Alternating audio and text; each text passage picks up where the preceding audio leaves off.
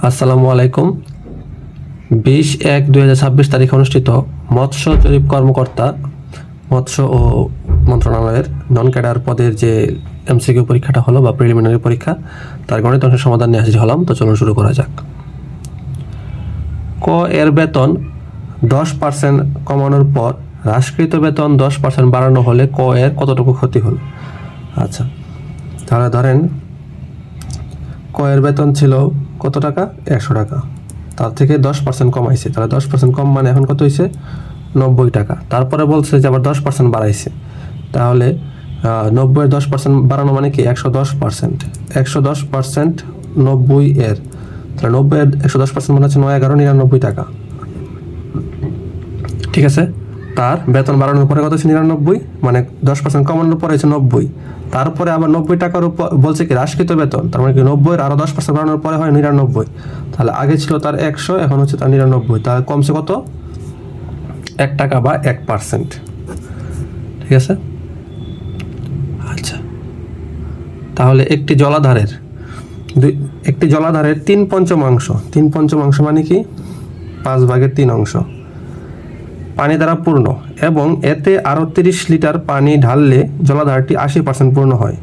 এতে আর কি করলাম? 30 লিটার পানি ঢাললে কি হয়? 80% পূর্ণ। তাহলে 80% মানে কি? 80% মানে হচ্ছে 80/100। তাহলে 20 দিয়ে কাটলে 4, 20 দিয়ে কাটলে 5, মানে কি? 5/4। আচ্ছা দেখেন, মানে আমার আগে ভরা ছিল কত? 5/3 অংশ। তার মধ্যে যদি আমি আর 30 লিটার পানি ঢালি তাহলে হয়েছে 5/4 অংশ। মানে কি দেখেন, এই যে টোটালটা হচ্ছে 5, তার মানে 4 থেকে 3 মানে 1 অংশ। 1 অংশ বৃদ্ধি পাইছে কত? এই 30 লিটার পানি। ঠিক আছে, 1 অংশ সমান হচ্ছে কত? 30 লিটার। তাহলে দেখেন সম্পূর্ণ কত অংশ? 5 অংশ। তাহলে 5 অংশ হচ্ছে 30 গুণ 5, 5 30 150 লিটার। ঠিক আছে, হ্যাঁ দেখেন, এই যে দেখেন 5/3 5/4, মানে 3 থেকে 3, মানে এই এতটুকু ভরা ছিল আর কি। এই যে এটা সম্পূর্ণ হচ্ছে 5, 1 2 3, এতটুকু পর্যন্ত ভরা ছিল 1 2 3। তারপরে আচ্ছা আমি আরো 30 লিটার পানি দিলাম, তাহলে 4 অংশ ভরছে। তাহলে 4 অংশ ভরছে কেমনে? 1 অংশ বাড়ছে কেমনে? 30 লিটার পানি ঢালার কারণে। তাহলে 30 লিটার যদি 1 অংশ হয়, তাহলে 5 30 150 লিটার। ঠিক আছে, 100 জন সদস্যের একটি পর্যটক দলের 55 জন ল্যাটিন এবং 40 জন জার্মান ভাষায় কথা বলে। তাদের মধ্যে 20 জন ল্যাটিন বা জার্মান কোনো ভাষাতেই কথা বলে না। দেখেন, এগুলো হচ্ছে বলে, এটা হচ্ছে বলে না, একটু খেয়াল রাখবেন এগুলো। তাহলে কেবলমাত্র একটি ভাষাতে কতজন কথা বলে? আচ্ছা, এটা বের করাটা সূত্র আছে total equal to A plus B minus both plus হচ্ছে নান। তাহলে টোটাল হচ্ছে যে কোনো কিছু 100, আর এমনি এটা 100 দেওয়া আছে। আচ্ছা, এ হচ্ছে কি 55, মানে ল্যাটিন ভাষায় কথা বলে। বি হচ্ছে জার্মান ভাষায় কথা বলে ধরলাম। এখন এই যে মানটা যে 20 জন কোনো ভাষায় কথা বলে না, এটা কি বোথ হবে নাকি নান হবে? দেখেন, প্রথম যেটা দেওয়া আছে যে কথা বলে, তার মানে বোথটা হবে বলে। ঠিক আছে, এই জন্য বোথের জায়গায় থাকবে, এবং নানটা হবে কি? কোনো কথা বলে না, তার বিপরীতটা। তাহলে নান হচ্ছে কত? 20। তাহলে আমার মান বের করতে হবে কিসের? বোথের। তাহলে বোথটা থেকে মাইনাস আছে, এই পাশে নিয়ে আসি, প্লাসের বোথ হবে, আর এই পাশে যা আছে সব যোগ হবে। 60 115, আর এই 100টা কি ওই পাশে গেলে মাইনাসের 100 হবে। তাহলে 115 বিয়োগ 100 কত? 15। তাহলে বোথ ইকুয়াল টু 15, তার মানে কি 15 জন কেবলমাত্র একটি ভাষাতেই কথা বলে। 3x² - x² + 4 > 0 হলে কোনটি সঠিক? 2x² 3x² থেকে x² গেলে 2x² + 4 = 0। এখান থেকে যদি 2 কমন নেই, x² + 4 > 0 বা x² + 4 > 0, তার থেকে যে কোন মানটা আসবে এটা আসলে আমি জানি না। এই অঙ্কটা নিয়ে পরে আমি ভেবে দেখব, সমাধান আমি পরে দিতে পারি। একটি বৃত্তস্থ বর্গের প্রত্যেক বাহুর দৈর্ঘ্য 2 সেন্টিমিটার হলে বৃত্তের ক্ষেত্রফল কত? আচ্ছা, একটা বৃত্তস্থ বর্গের, এই যে একটা বৃত্তস্থ, তার হচ্ছে এই যে মনে করেন যে বর্গ, তার বর্গের প্রত্যেক বাহু হচ্ছে কত সেমি? 2 সেন্টিমিটার। আচ্ছা, তাহলে বর্গের যদি আমি একটা কর্ণ টানি, তাহলে সেটা অবশ্যই কি হবে? ওই বৃত্তের কেন্দ্র দিয়ে হিসেবে যাবে বা বৃত্তের ব্যাস হিসেবে ধরা হবে। আচ্ছা, তাহলে বর্গের কর্ণ কত হবে? বর্গের কর্ণ আমরা জানি হচ্ছে কি √2a, তার মানে √2a, এর মান কত? মানে বর্গের প্রত্যেক বাহু হচ্ছে a, মানে হচ্ছে 2, তাহলে 2√2। ঠিক আছে, তাহলে 2√2, তাহলে 2√2 হচ্ছে বর্গের কর্ণ। 2√2 হলে বর্গের কর্ণটা হচ্ছে কি? এই বৃত্তের ব্যাস। তাহলে বৃত্তের ব্যাস নির্ণয় সূত্র কি? 2r। তাহলে 2r = হচ্ছে 2√2। তাহলে আর ইকুয়াল টু হচ্ছে 2 চলে যাবে, তাহলে √2। তাহলে বৃত্তের ব্যাসার্ধ পেলাম, বৃত্তের ব্যাসার্ধ পেলে বৃত্তের ক্ষেত্রফল হচ্ছে পাই আর স্কোয়ার। তাহলে পাই ইন্টু আর, আর এর মান কি √2 তার স্কোয়ার। তাহলে √2 স্কোয়ার মানে কি √2 স্কোয়ার চলে যাবে, তাহলে 2 পাই থাকবে, তাহলে 2 পাই হচ্ছে আনসার। দুটি সংখ্যার অনুপাত 7:5 এবং তাদের লসাগু 140 হলে সংখ্যা দুটির গসাগু কত? তাহলে দুটি সংখ্যা দুটি হচ্ছে 7x আর 5x, তাহলে তাদের গসাগু কত হয়? গসাগু দেখেন দুইটি হচ্ছে মৌলিক সংখ্যা, তাহলে গসাগু হবে শুধু x, ঠিক আছে। আর তাদের লসাগু হবে কি, যেহেতু দুইটার মধ্যে থেকে কোনো কমন নাই, দুইটার মধ্যে যেহেতু কমন নাই, তাহলে লসাগুটা হবে তাদের গুণফল, তাহলে 535 আর x আর x লসাগু x, তার মানে লসাগু 35x ইকুয়াল টু লসাগু 140, তাহলে x ইকুয়াল টু 4 35 140, তাহলে x ইকুয়াল টু হচ্ছে 4, আর এটাই হচ্ছে গসাগু। 5 টাকায় 8টি কমলা বিক্রি করলে 25% ক্ষতি হয়, 12টি কমলার ক্রয় মূল্য কত? আচ্ছা ঠিক আছে, তাহলে 25% ক্ষতিতে আগে আমরা 12টি কমলার ক্রয় মূল্য মানে বিক্রয় মূল্যটা বের করি। তাহলে 8টির বিক্রয় মূল্য কত টাকা? 5 টাকা, তাহলে একটির বিক্রয় মূল্য 8/5 টাকা, তাহলে 12টির বিক্রয় মূল্য 8/5 ইন্টু 12, 4 দিয়ে 2, 4 দিয়ে 3, তাহলে কত হলো 2/15 টাকা। 2/15 টাকা হচ্ছে কি বিক্রয় মূল্য, তাও কত পার্সেন্ট ক্ষতিতে? 25% ক্ষতিতে। তাহলে 25% ক্ষতি মানে কি 75%, মানে 25% ক্ষতি মানে কি 100 বিয়োগ 25 মানে 75% দাম। তাহলে 75% দাম হচ্ছে কত? এই 12টার 2/15 টাকা, তাহলে 1% ইকুয়াল টু হচ্ছে 15, 2 75 যাবে নিচে, আর কোনো কিছু আসল মানে কত 100% দাম মানে ক্রয় মূল্য, তাহলে 15 ইন্টু 100, 2 গুণ 75, 5 দ্বারা কাটলে 5 15 75, 5 দুগুণে 10, 10 দ্বারা 100কে ভাগ করলে কত হবে 10, তাহলে এই 10 হচ্ছে, এই 10 টাকা হচ্ছে কি 12টি কমলার 12টি কমলার ক্রয় মূল্য। আচ্ছা 5 into 3 to the power n minus 27 into 3 to the power n minus 2, নিচে আছে 3n minus 3 to the power n minus 1। আচ্ছা এটা আমরা করি, যেহেতু 5 ইন্টু 3n আছে, তাহলে আমি এই পাশেও একটা 3n বানানোর চেষ্টা করি, মাইনাস আমি 27কে লিখতে পারি কি 27কে লিখতে পারি আমি 3 ইন্টু 3 স্কোয়ার। 3 ইন্টু 3 স্কোয়ার কীভাবে লিখতে পারি বলেন তো? কারণ কি 3 কিউব আর কি 3 কিউব হয়তো আমি এটার ভাঙায় লিখছি, 3 স্কোয়ারের 9, 3 নং 27 into 3 to the power n minus 2, 3 to the power n minus 3 to the power n into, এই দেখেন 3 to the power n minus 1 যেহেতু আছে, তার মানে 3 to the power n into 3 inverse 1, এটা কীভাবে লেখা যায় আলাদা করে, যেহেতু একসাথে 3 to the power n into 3 to the power 3 inverse 1, কারণ কি যোগ করলে দেখেন পাওয়ার বেস সেম হলে পাওয়ার তো গুণ হবে, গুণের সময় যোগ হবে, তাহলে n প্লাস 1 মানে কি প্লাস মাইনাস n মাইনাস 1ই থাকবে।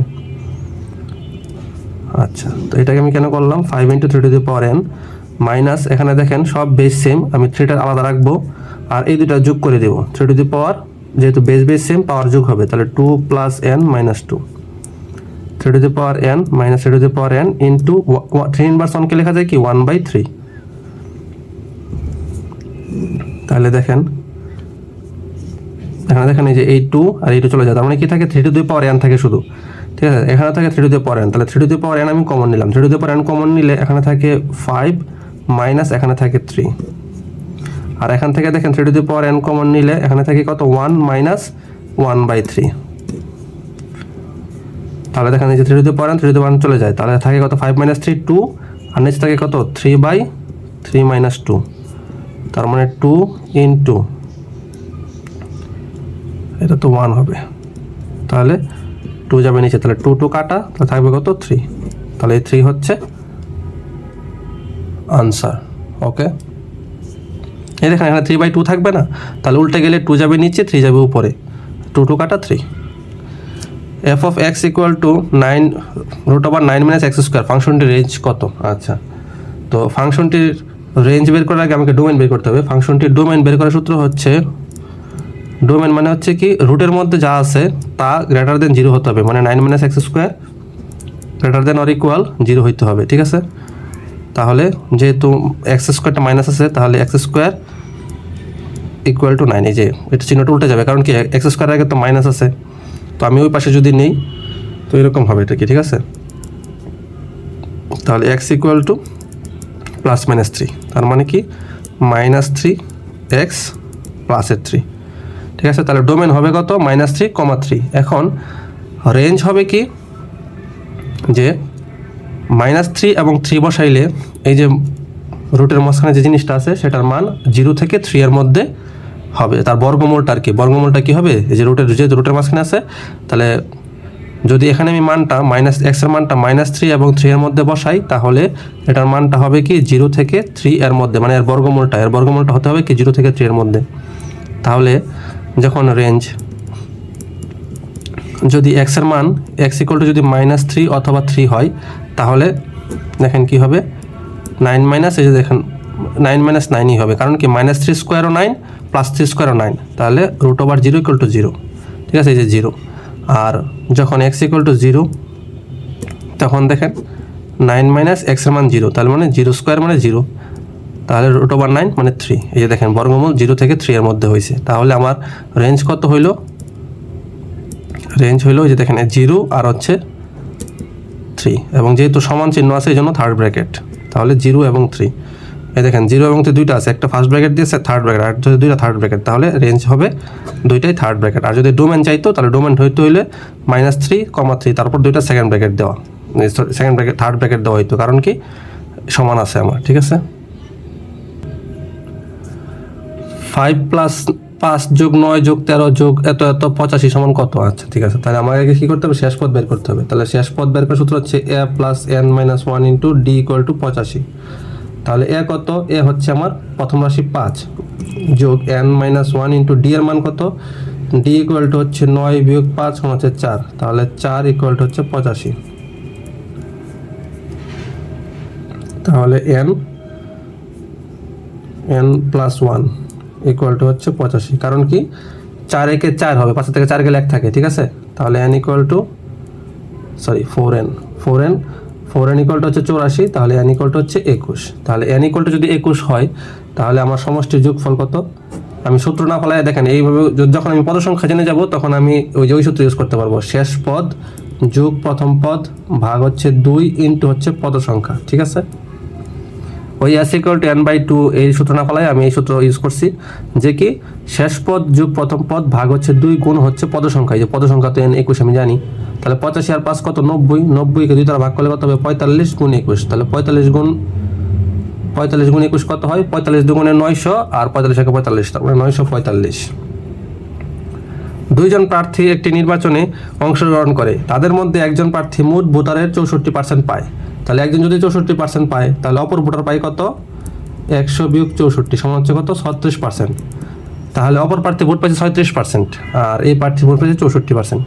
ভোট পেয়ে 336 ভোটের ব্যবধানে জিতছে। তাহলে পার্সেন্টের ব্যবধানে কত জিতছে, বিজয়ী ভোটার পাইছে 64%, হারা ভোটার পাইছে 36%, তাহলে জিতছে কত পার্সেন্টে, 28%। 28 আর 36 64, তাহলে 28% জিতছে পার্সেন্টের হিসাবে।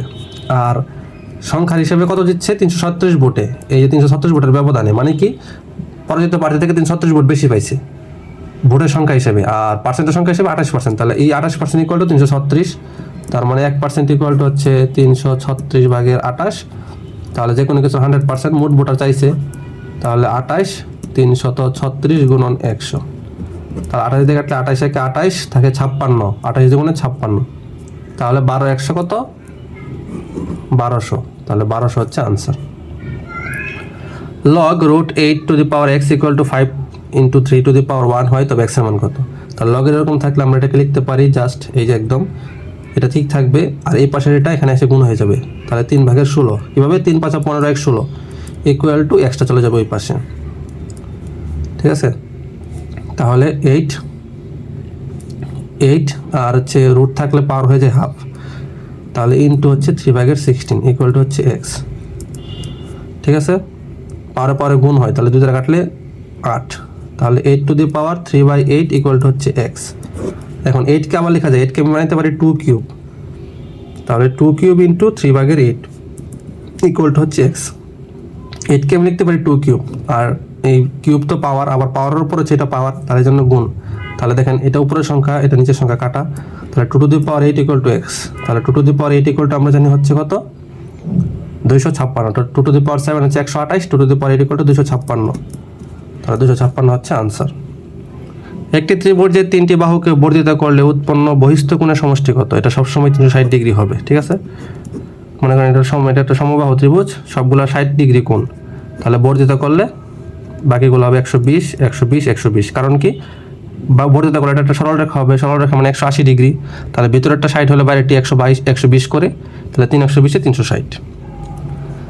একটি গাছের পাদদেশ হতে 20 মিটার দূরে ও ভূমির কোনো বিন্দুতে গাছের চূড়ার উন্নতি কোণ 60 ডিগ্রি হলে গাছটির উচ্চতা কত? তাহলে এইসব অঙ্কের ক্ষেত্রে সবসময় একটা চিত্র এঁকে নেবেন।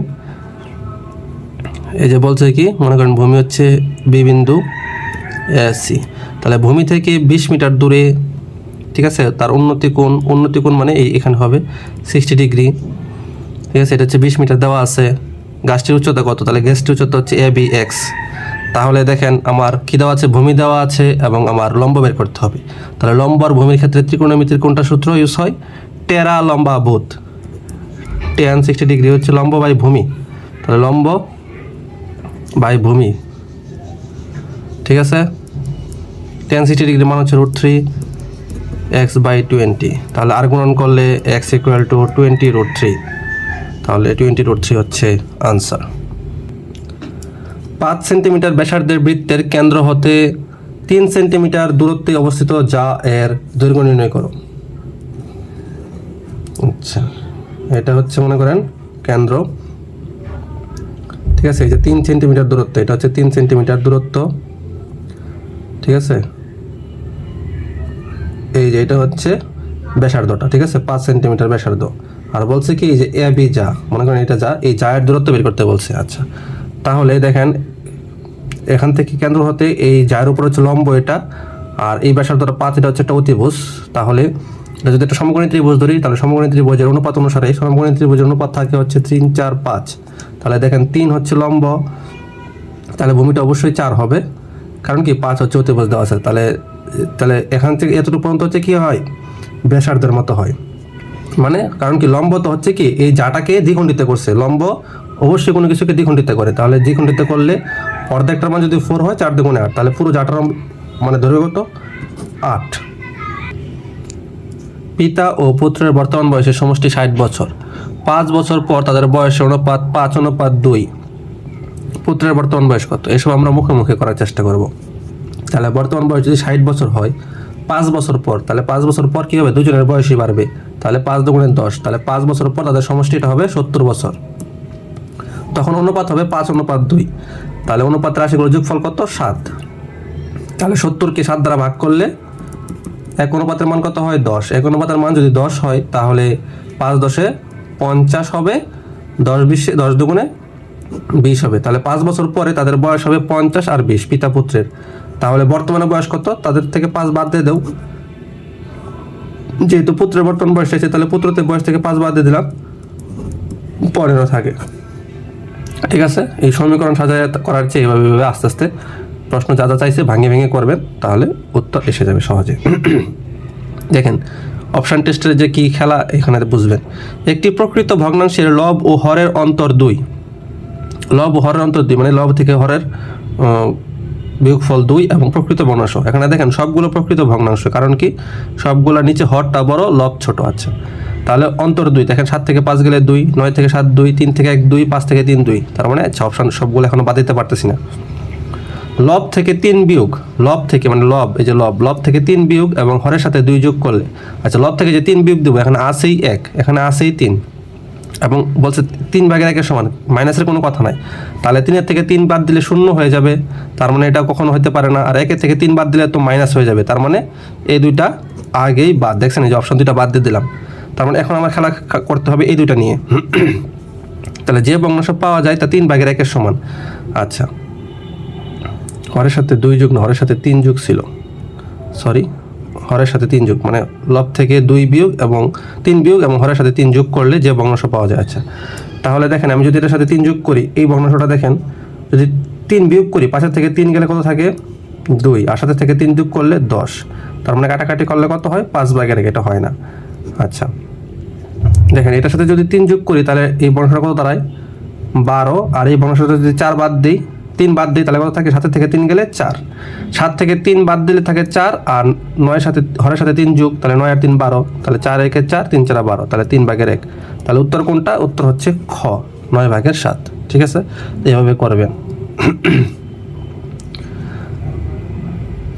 5kx minus 4y plus 7 equal to 0, 2x plus 5y minus 3 equal to 0 হলে সরলরেখা দ্বয় পরস্পর লম্ব হলে k এর মান কত? আচ্ছা, তাহলে প্রথম সরলরেখার ঢাল, প্রথম সরলরেখার ঢাল m1 equal to হচ্ছে, সরলরেখার ঢাল হচ্ছে কি -x/y, তাহলে x, তাহলে x এর সাথে কি আছে সহগ? 5k, তার মানে কি -5k, কারণ কি সূত্র হচ্ছে -x/y ঢাল, তাহলে y এর মান কত হচ্ছে সহগ -4, তাহলে -4। ঠিক আছে, আচ্ছা, তাহলে কত দাঁড়াইলো? -1 চলে গেছে, তাহলে কি হয় 5k/4 m1 equal to। আচ্ছা, আবার দ্বিতীয় সরলরেখা, তাহলে দ্বিতীয় সরলরেখার ঢাল m2 equal to -x/y, তাহলে -x মানে কি -2, আর y এটাও প্লাসের আছে, তাহলে হয়ে যাবে প্লাস, তাহলে দ্বিতীয় সরলরেখার ঢাল কত? আচ্ছা, তাহলে এখন সরলরেখা দ্বয় লম্ব হলে সরলরেখা দ্বয় ঢাল দ্বয়ের গুণফল m1 into m2 equal to হচ্ছে কি -1 হবে। ঠিক আছে, সরলরেখা দ্বয় লম্ব হলে তাদের গুণফল equal to -1 হবে। তাহলে m1 এর মান কত? 5k/4 into m2 এর মান হচ্ছে -2/5 equal to হচ্ছে -1। তাহলে 5 কাটা, ঠিক আছে, তাহলে 2 দ্বারা কাটলে 2, তাহলে মানে কি হচ্ছে -k/2 equal to হচ্ছে -1। তাহলে -k equal to হচ্ছে প্লাস -2, আর গুণন করলে, আর গুণন না মানে 2টা তো ওই পাশে গুণ হবে, তাহলে -k equal to -2, তাহলে k equal to 2, মাইনাস উঠে যাবে, তাহলে k equal to 2, তাহলে k এর মান কত হতে হবে? 2 হতে হবে। x/3 minus y/2/y equal to 1 হলে x/4 plus 3/y equal to 3 হলে xy এর মান কত? আচ্ছা, দেখেন এখানে একটা রাশিও মানে কোনোটাই মিল নাই, আমি যদি বাদ দিতে চাই হবে না। আচ্ছা, তবে একটা জিনিস আছে, এখানে মাইনাস আছে, এখানে প্লাস আছে, তাহলে আমি যদি এই প্রথম রাশিটাকে y এর মান এখানে 3 এখানে 2, মানে মান না, মানে y এর উপরে লব এখানে 3 এখানে 2, তাহলে আমি যদি লব দুটো একসাথে করতে পারি তাহলে আমি যোগ করলে প্লাস মাইনাসে বাদ দিতে পারবো। তাহলে এটাকে দিব আমি কত দ্বারা গুণ? এই যে এখানে 3 দ্বারা এটাকে গুণ দেবো, তাহলে 3 দ্বারা গুণ দিলে 3 দ্বারা যদি আমি গুণ দিই তাহলে কি হবে? 3x/3 মাইনাস হচ্ছে যে 3 × 6/y ইকুয়াল টু হচ্ছে 3 দ্বারা গুণ দিলে 3। ঠিক আছে,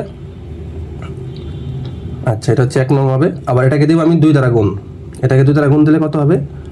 2x/4 প্লাস হচ্ছে 6/y ইকুয়াল টু হচ্ছে 3 × 6।